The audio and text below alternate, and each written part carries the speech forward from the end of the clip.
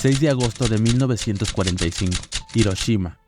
El cielo se ilumina con un destello cegador. Es Little Boy, la primera bomba atómica que se usa en un conflicto. La onda expansiva arrasa la ciudad quitando la vida a miles de personas. Y tú estás ahí y milagrosamente sobrevives. ¿Cómo es posible? ¿Qué sentirías? ¿Qué harías? Ahora, imagina que 3 días después estás en Nagasaki y otro dispositivo atómico cae sobre ti. ¿Crees que podrías sobrevivir de nuevo? Pues bien, hubo una persona que lo hizo. En el mundo nos podemos encontrar todo tipo de historias o leyendas de hombres indestructibles, pero ninguna es comparable con lo que le pasó a Tsutomu Yamaguchi. Esta es su historia. El 16 de marzo de 1916, en la costa sur de Japón, nace Tsutomu Yamaguchi. Su ciudad natal, Nagasaki, es un importante centro comercial y naval que le ofrece un futuro prometedor. Desde joven se interesa por la ingeniería y el dibujo y consigue un empleo en Mitsubishi, una de las mayores empresas del país. Allí se dedica a diseñar petroleros, una industria en auge. A los 29 años estaba casado y acababa de convertirse en padre. Disfrutaba de una vida próspera y tranquila, pero todo esto estaba a punto de cambiar. En el verano de 1945, se encontraba en un viaje de negocios en Hiroshima, cerrando acuerdos comerciales. Un viaje donde experimentaría de primera mano una serie de sucesos que cambiarían el curso de su vida y la del resto del mundo. La mañana del 6 de agosto de ese año, mientras se dirigía a la estación de tren para volver a su casa, vio un avión de Estados Unidos volar sobre la ciudad y soltar un objeto brillante. Un objeto que emitió una radiante explosión de luz, fuerza y sonido. Se trataba de una carga de 4 toneladas que detonó a 600 metros de altura, liberando una energía equivalente a 16 kilotones de TNT.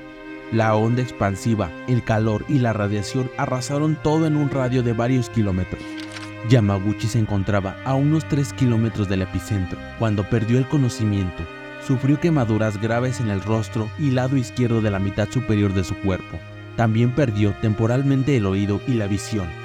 A pesar de sus heridas y después de recuperarse parcialmente del impacto, logró refugiarse en un sótano y pasar la noche allí. Vi un gran pilar con forma de Z alzándose hasta el cielo. Era como un tornado, aunque no se movía, pero creció y se extendió horizontalmente en su parte más alta, dijo años después. Al día siguiente, malherido y debilitado, logró subir a un tren que lo llevó a su ciudad natal, Nagasaki. Su familia, que no tenía noticias de él desde el ataque a Hiroshima, se sorprendió al verlo llegar en ese estado. Su madre, asustada, incluso lo confundió con un fantasma que venía a atormentarlo. Yamaguchi les contó lo que había vivido, pero nadie le creyó. Pensaban que estaba delirando por la fiebre y el shock. El 9 de agosto, y pese a sus heridas, decidió presentarse en su trabajo, donde le explicó a su jefe y compañeros lo que había pasado en Hiroshima, pero nuevamente nadie le creyó. Le dijeron que era imposible que una sola bomba pudiera destruir una ciudad entera.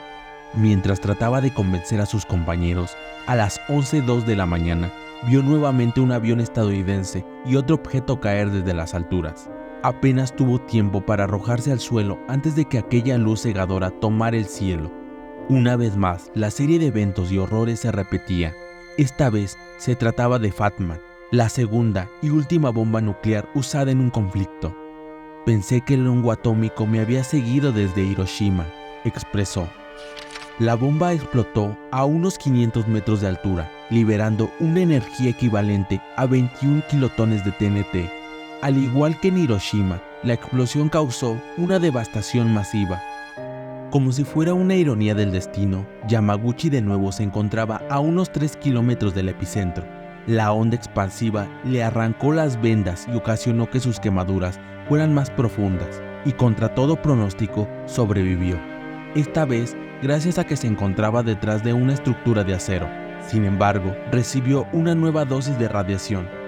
Cuando pudo ponerse en pie, escapó de los escombros del edificio y logró llegar a su casa, donde descubrió a su familia sana y salva.